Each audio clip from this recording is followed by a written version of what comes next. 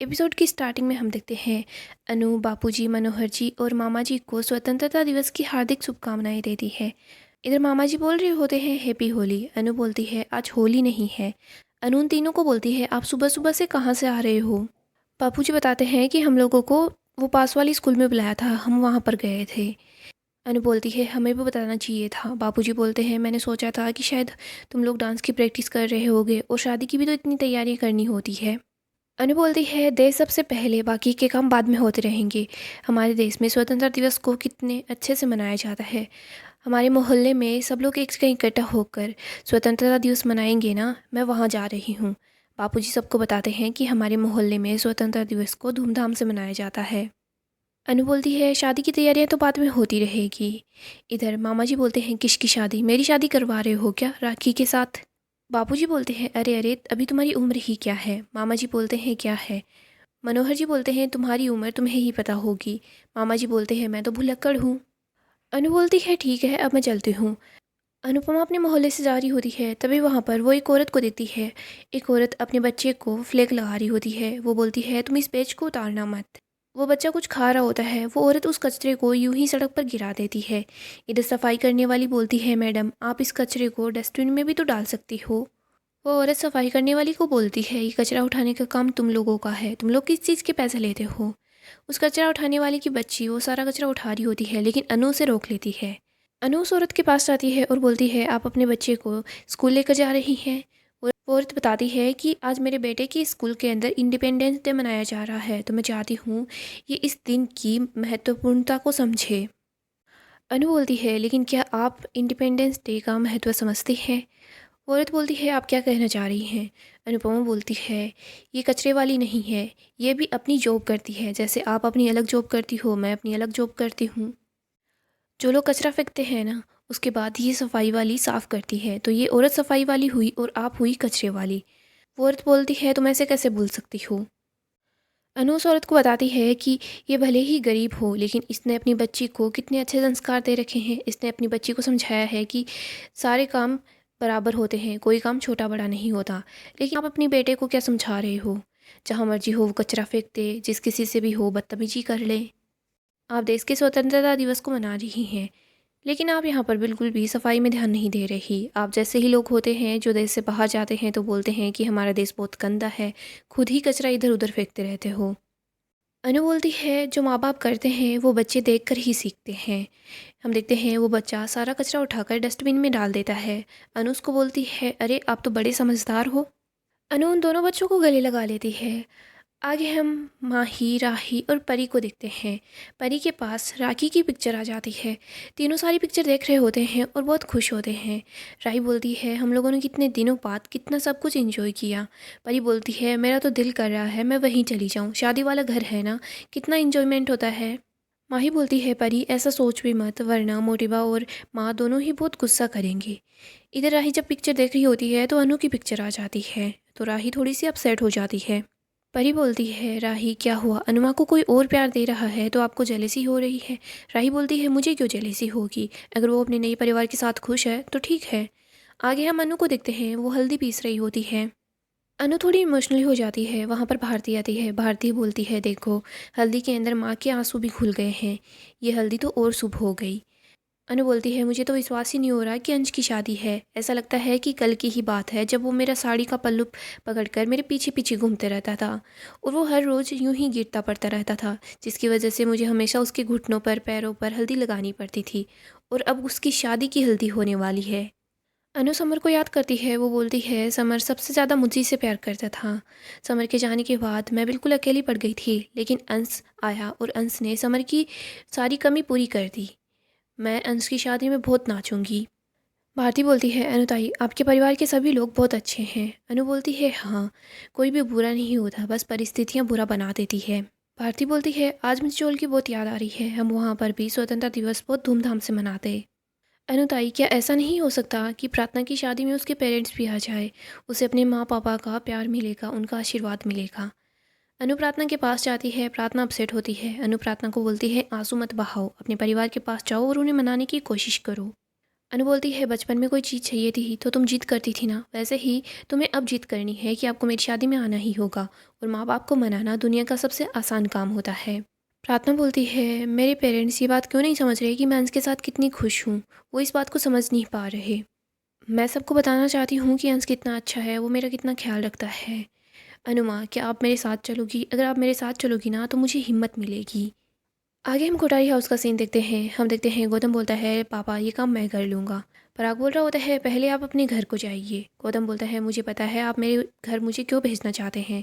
आपको लगता है क्या कि मैं आपकी बेटी के शादी में तमाशा करूँगा? पराग बोलता है हाँ मैं इसीलिए चाहता हूँ तुम घर चले जाओ। मोटिबा बोलती है जमाई जी घर नहीं जाएंगे, और वैसे भी हमारा प्रार्थना से अब कोई रिश्ता नहीं है। प्रार्थना वहाँ आ जाती है। वो बोलती है मोटिबा खून के रिश्ते इतने कमज़ोर नहीं होते कि बोलने से टूट जाते हैं। ख्याति बोलती है तुम अपनी वकील को साथ लाई हो क्या? इधर मोटिबा बोलती है जिसकी वजह से नहीं आ रहे उसके बोलने से थोड़ी ना चले जाएंगे हम।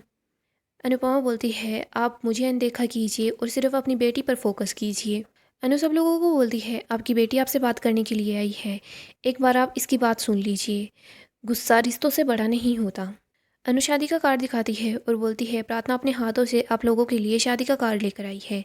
आप इस न्योते को स्वीकार कीजिए और अंसर और प्रार्थना को आशीर्वाद देने के लिए शादी में आइए। प्रेम वो कार्ड ले लेता है। इधर राही बोलती है प्रार्थना अपने घर में आ रही थी तो वो अकेली आ सकती थी, आपको यहाँ आने की क्या ज़रूरत थी? अनु बोलती है ये बात अपने आप से और अपने परिवार वालों से ही पूछो कि प्रार्थना अपने ही घर में आने से इतनी क्यों घबरा रही थी।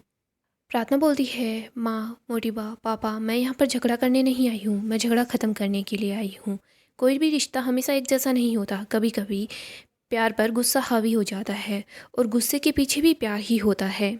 और आप लोगों के गुस्से के पीछे भी प्यार ही है, तभी तो आपका प्यार मुझे खींच कर यहाँ ले आया। ये देखिए मेरी शादी का इनविटेशन कार्ड। एक बेटी की शादी उसके मायके वालों के बगैर अधूरी होती है। प्लीज़ आप मेरी शादी में आ जाना। प्रार्थना परा के पास जाती है और बोलती है पापा आपने बचपन से आज तक मेरी हज़ारों गलतियाँ माफ़ की है, ये गलती और माफ़ कर दीजिए ना, प्लीज़ मेरी शादी में आ जाना। परा कुछ बोलने वाला होता है लेकिन मोटिबा बीच में आ जाती है। मोटिबा बोलती है प्रार्थना तूने जो गलती की है ना वो सबसे बड़ी गलती है। तूने तलाक लेकर हमारी परंपरा को तोड़ा है। तेरी गलती को ना तो हम माफ़ करेंगे और ना ही हम तेरी शादी में शामिल होंगे। तुम्हारे भाई तुम्हारी भाभियाँ सब शादी में शामिल हो रहे हैं ना, तो फिर तुम्हें क्या फ़र्क पड़ता है हम आए या ना आए? प्रार्थना बोलती है फ़र्क पड़ता है मोटिबा।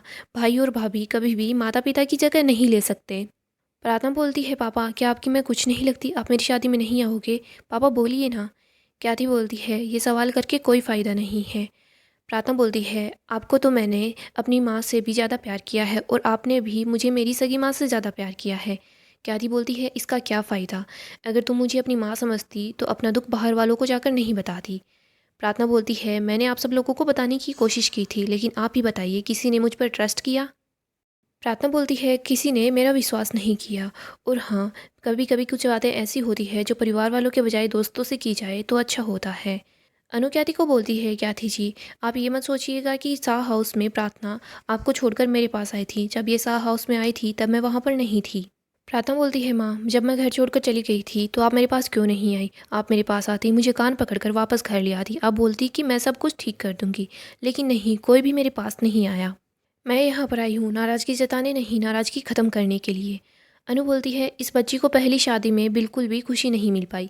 यह आदमी आपके सामने रहते हुए भी इस पर अत्याचार करता रहा, लेकिन फिर भी प्रार्थना दूसरी शादी कर रही है, फिर से एक प्यार को मौका दे रही है, ये खुश रहना चाहती है। आप इसकी खुशी में शामिल होइए ना। अगर प्रार्थना आगे बढ़ना चाहती है तो इसमें गलत क्या है? पराग बोलता है और इसमें सही क्या है? बेटी माँ बाप के खिलाफ जाकर शादी करना चाह रही है। अनु बोलती है और आपने बेटी के साथ जो कुछ किया वो ठीक था क्या? प्रार्थना से पूछे बगैर प्रार्थना की शादी इस दरिंदे से करवा दी। जब बच्चे स्कूल में जाते हैं या फिर कुछ भी काम करते हैं तो आप सब लोग उनकी मर्जी पूछते हैं, बेटा कौन सा खाना खाना है, कौन सा कलर का पेन लेना है। लेकिन जब बेटी की शादी का मौका आता है तब बेटी से क्यों नहीं पूछा जाता कि तुम्हें ये लड़का पसंद है या नहीं?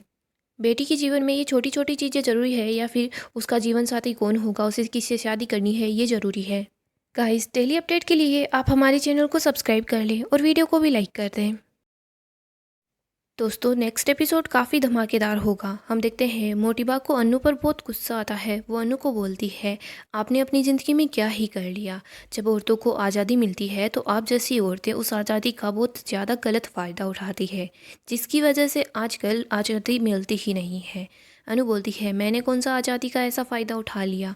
मोटिवा बोलती है, आपने पहले वनराज राज से शादी की, इसके बाद उसको तलाक दे दिया और बिना शादी के ही आप अनुज कपाड़िया के साथ रहने लगी। आपने ये बहुत गलत किया। आप अनुज कपाड़िया को भी छोड़कर चली गई, आप अमेरिका भी चली गई, आपने डांस कंपटीशन में भी पार्टिसिपेट किया और वापस आप धक्के ही खा रही हैं। आपने अपने जीवन में क्या ही कर लिया। आप अभी तक संघर्ष कर रही हैं, आपने अपने जीवन में कुछ भी हासिल नहीं किया। अनु बोलती है, मैं संघर्ष ही तो कर रही हूँ ना, मैंने अपनी जीत को अपने सर पर सवार नहीं किया है। अनु और मोटिवा के बीच काफ़ी बड़ी बहस होती है। हम देखते हैं प्रेम सोच रहा होता है कि ये सब कुछ क्या चल रहा है। इधर प्रार्थना सोचती है कि मैं तो अपने परिवार वालों को समझाने के लिए आई थी, उन्हें मनाने के लिए आई थी, लेकिन यहाँ तो सब कुछ उल्टा ही हो रहा है। हम देखते हैं अनु और प्रार्थना दोनों ही अपसेट होकर वहाँ से चले जाते हैं। इधर अनु जब घर आती है तो उसे अपनी अनु की रसोई की याद आती है। वो अनु की रसोई में जाती है, वहाँ पर फिर से वो अनु की रसोई का बोर्ड लगा देती है और वो पुराने दिनों को मिस करती है। वो सोचती है, मेरी राही, मेरा प्रेम दोनों मेरे साथ थे, हम लोग कितने खुश थे, लेकिन फिर अचानक से हम सब एक दूसरे से दूर हो गए। पता नहीं मैं हमेशा खुश क्यों नहीं रह पाती। अनु दुखी हो जाती है। इधर हम देखते हैं अनु के पास किंजल आती है। वो बोलती है, मम्मी आप फिक्र मत कीजिए, सब कुछ ठीक हो जाएगा। दूसरी तरफ हम प्रेम और राही को देखते हैं। वो दोनों सोच रहे होते हैं कि प्रार्थना की हल्दी होने वाली है, हमें वहाँ चलना होगा। गाइस, आपको क्या लगता है, क्या पराग प्रार्थना की शादी में शामिल होगा या नहीं? हमें कमेंट में बताएं। अपडेट के लिए चैनल को सब्सक्राइब करें।